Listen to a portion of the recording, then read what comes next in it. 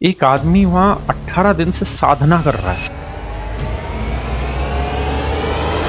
तो जो भाई सोनम वांगचुक जी के लिए सच में कंसर्न रखते हैं, आप अपनी जब भी पूजा पाठ करते हैं तो उस समय उनके लिए एक दुआ जरूर मांगिए, ध्यान में जाइए थोड़ी देर के लिए, उस आदमी से कनेक्ट होने की कोशिश करिए मन ही मन, जो आदमी पिछले 18-19 दिन से भूखा बैठा हुआ है। आराम से बैठिए, आप तो स्टूडेंट, आराम से बैठिए। प्रोटेस्ट में हमेशा ये लगता है कि ये एक बहुत शक्ति के केंद्र हैं बड़े बड़े, जहाँ ये जंतर मंत्र जैसी जगह जहाँ पे इतने प्रोटेस्ट हो रहे हैं।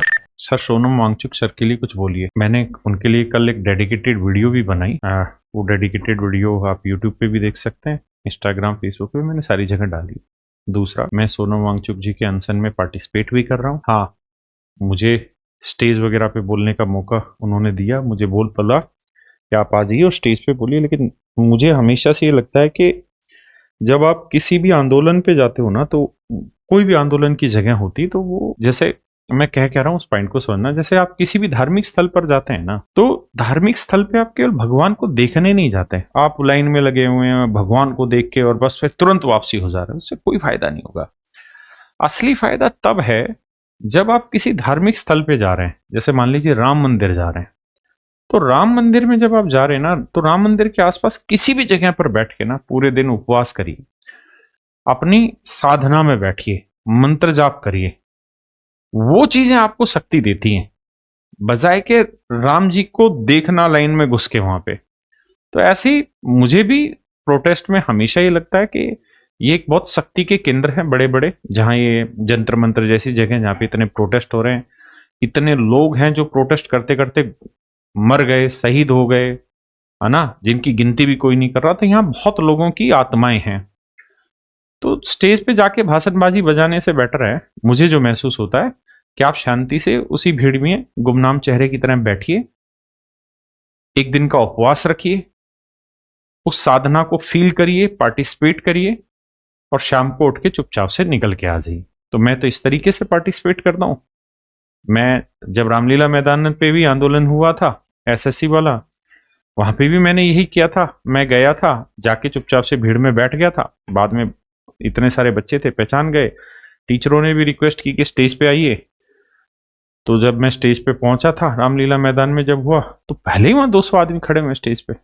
तो मैं गया, मैंने दो ही बातें बोली कि यार ये बच्चों का आंदोलन है, तो हमें तो यहाँ बैठने में ही फायदा है, और बैठ के जो हम एक मैसेज दे पाएंगे उससे बड़ा मैसेज कोई नहीं है। भाषणबाजी के लिए तो यूट्यूब, इंस्टाग्राम, ट्विटर ये सब है ही ना।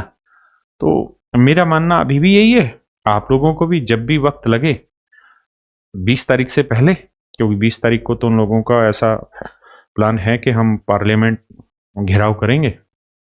आप स्टूडेंट है, आप अगर दिल्ली के आसपास कहीं रहते हैं और आपका मन है तो आप जाइए।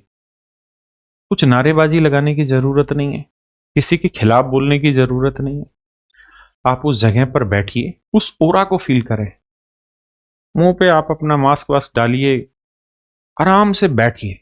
आप तो स्टूडेंट, आराम से बैठिए। एक आदमी वहां 18 दिन से साधना कर रहा है, आप उसे भूख हड़ताल क्यों कह रहे हैं? वही भगवान ने कहा कि आप भगवान को, प्रभु को ढूंढने दुनिया में हर जगह जा रहे हैं, जबकि सच बात यह कि भगवान तो आपके अंदर ऑलरेडी है। तो जब आप भूख हड़ताल करते हैं, जो हम कहते हैं भूख हड़ताल कर रहे हैं, तो उसका अर्थ एक ही होता है कि हम अपने भगवान को जानने की कोशिश करते हैं।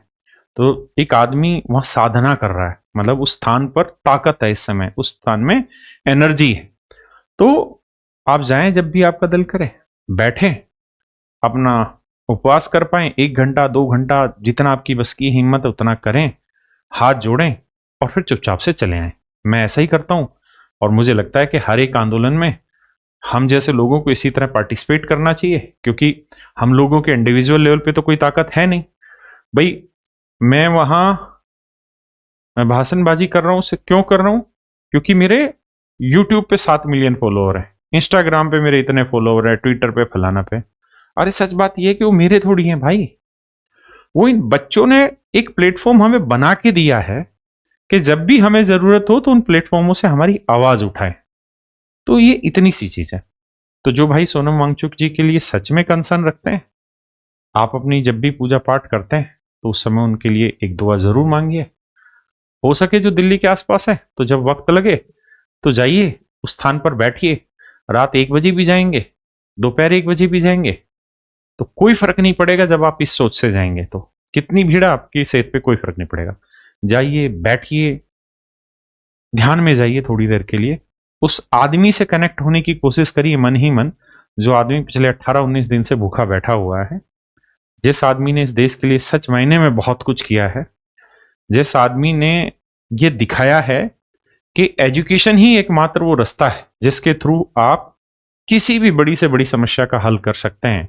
और मुझे लगता है कि आज ये पढ़े लिखों का ही कारण है कि अदरवाइज अन्ना हजारे जी का जब ये आंदोलन हुआ उसके बाद हमारा तो आंदोलनों से विश्वास ही उठ गया था। हमें तो लगता था कि हर बार आंदोलन होंगे और मतलब ऐसी पॉलिटिकल पार्टियां तैयार होंगी और बाद में यही सब होता रहेगा। दोबारा से विश्वास बन पाया इसलिए कि एक ऐसे हाईली एजुकेटेड आदमी ने अपने आप को पहले सामाजिक रूप से सिद्ध करके दिखाया और फिर हमारे ही बच्चों के लिए वो काम कर रहे हैं। सच बात तो ये है कि ये जो भूख हड़ताल है, ये जो आईआईटी या नीट की जो तैयारी कराते हैं उनमें जो सबसे बड़े कोचिंग सेंटर्स हैं उनको वहां जाके भूख हड़ताल बैठना चाहिए। जो अपने आप में बहुत बड़े बड़े फंडेड हैं, 50-50 हजार करोड़ की जिनकी कंपनियां, उनको भूख हड़ताल पे बैठना चाहिए। सोनम वांगचुक जी तो एक कह सकते हैं कि सामाजिक काम करते हैं, समाज का भला करते हैं, तो उन लोगों को बैठना चाहिए।